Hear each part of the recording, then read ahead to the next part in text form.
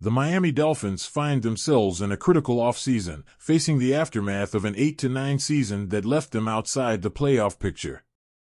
General Manager Chris Grier and head coach Mike McDaniel are tasked with reshaping the roster, but the financial situation looms like a dark cloud. With the team ranked 30th in the NFL for salary cap space at -$16.9 million, it's hard to even call it space. It's more like a financial sinkhole. The decisions ahead will not be easy, and they will define the direction of the franchise for years to come. A significant factor in the cap crunch is Tua Tagovailoa. His rookie deal is officially in the rearview mirror, and in 2025 he's set to be the Dolphins' highest-paid player with a cap hit of $39.4 million. It's a stark change for a team that's been accustomed to building around a quarterback on a budget. Now, every move carries more weight, every contract requires scrutiny, and the margin for error shrinks dramatically. Tua has shown he can lead this team, but can the Dolphins build a competitive roster around him with such limited flexibility? Tua's massive cap hit is just the tip of the iceberg. The Dolphins are weighed down by several other hefty contracts.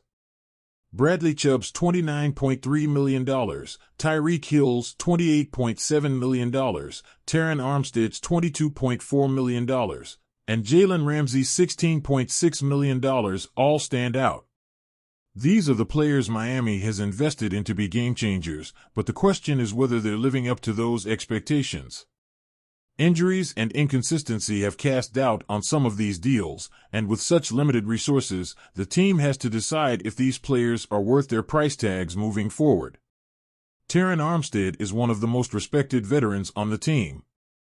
His leadership is undeniable, and when he's healthy, he's among the best left tackles in the league.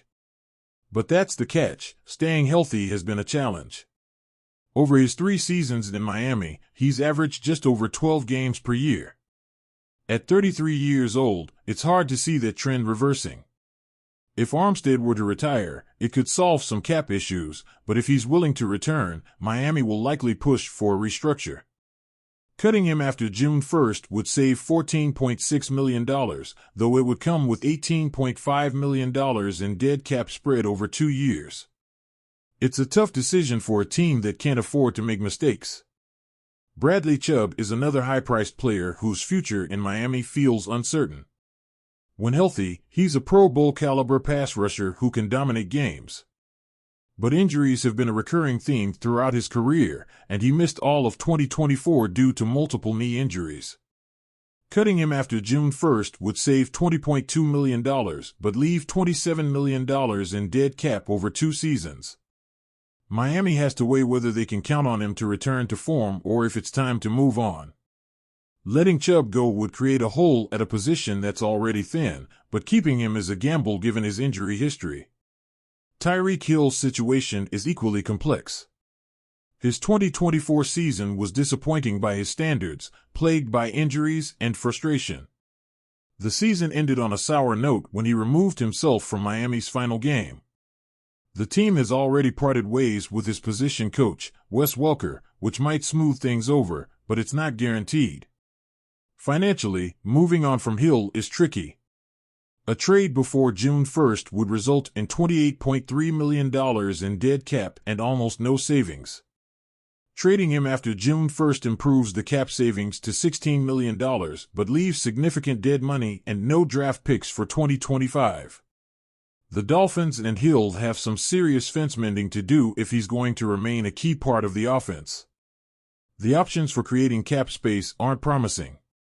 Miami can consider cutting players like Blake Ferguson or Eric Ezukanma, who carry no dead cap hit, or trimming smaller contracts like Channing Tindall, Jake Bailey, and Raheem Mostert.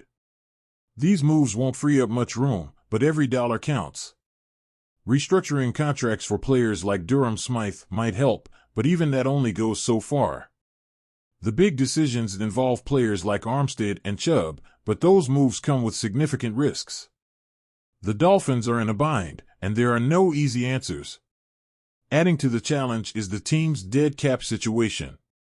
Miami ranks 8th in the league with $21.6 million tied up in players no longer on the roster.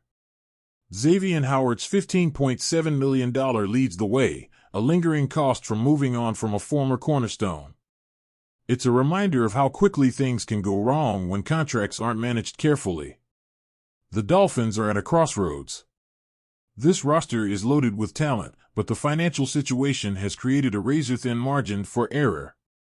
Every decision Grier and McDaniel make this offseason will be scrutinized, and the stakes couldn't be higher. Can they find a way to maximize Tua's potential as a franchise quarterback? Will their star players live up to their massive contracts? Or is it time to take a step back and reimagine the team's foundation? One thing is certain, the pressure is on, and the clock is ticking.